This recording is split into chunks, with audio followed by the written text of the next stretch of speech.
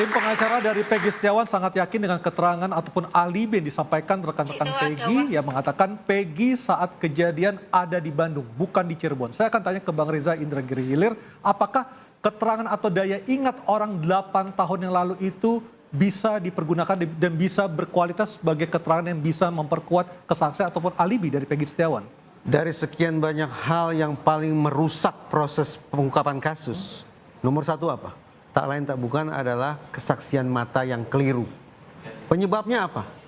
Penyebab kesaksian mata yang keliru atau false confession, keterangan palsu, tak lain tak bukan adalah ingatan manusia. Jangankan kita bicara tentang tersangka, jangankan kita bicara saksi. Coba kita ingat baik-baik. Ketika Polda Jabar melakukan konferensi pers dan menghadirkan PS, apa yang dilakukan oleh Polda Jabar yang dinyatakan oleh mereka?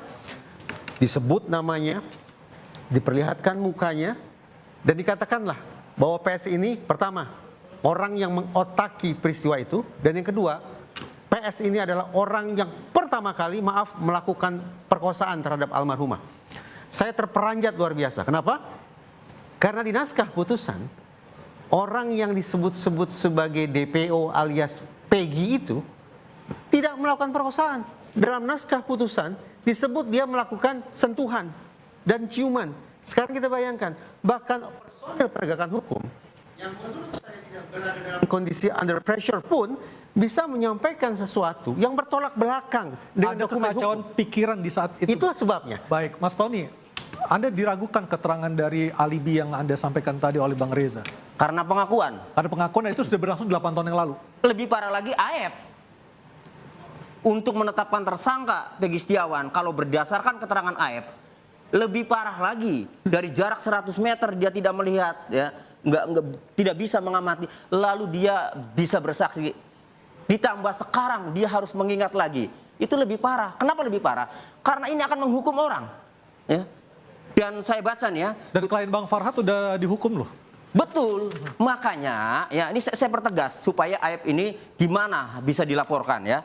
Ini ada loh putusan nomor 4 PID ya 2017 Hadi Saputra dan kawan-kawan ya, ada 5 orang.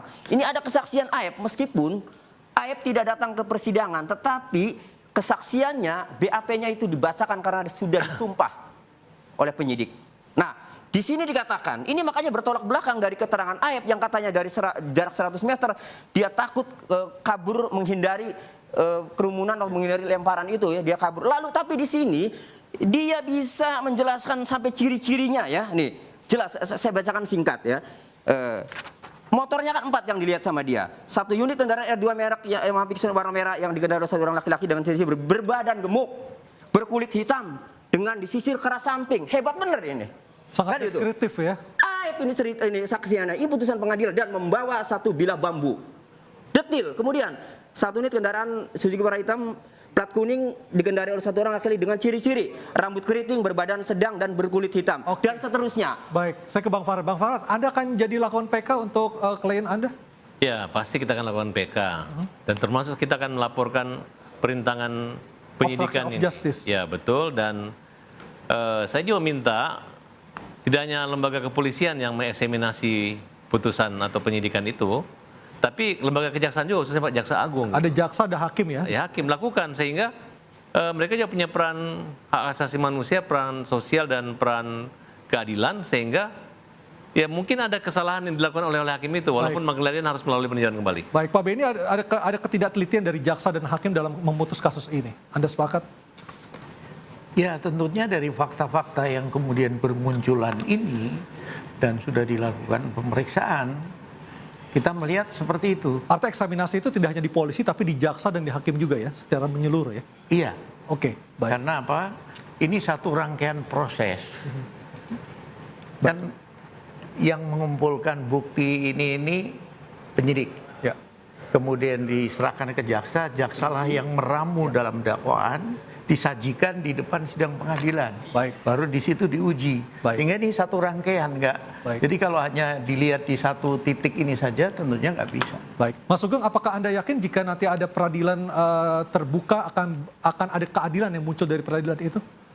Kalau kasus Peggy menurut saya akan lebih terbuka ya.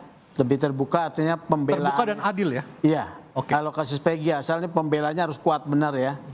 Nah yang kedua tadi bahwa memang ada dugaan kuat ada proses peradilan sesat di perkara di 2016 itu. Baik, dan kita akan melihat bersama-sama nanti seperti apa bukti yang diajukan oleh Peggy dari tim kuasa hukumnya yang akan mengajukan pra-peradilan dan juga gelar perkara khusus meskipun itu kemungkinannya sangat-sangat kecil dan kita akan lihat siapa yang sebenarnya bersalah dalam kasus ini dan siapa pula yang selama ini merintangi penyidikan kasus kematian Vina dan Eki.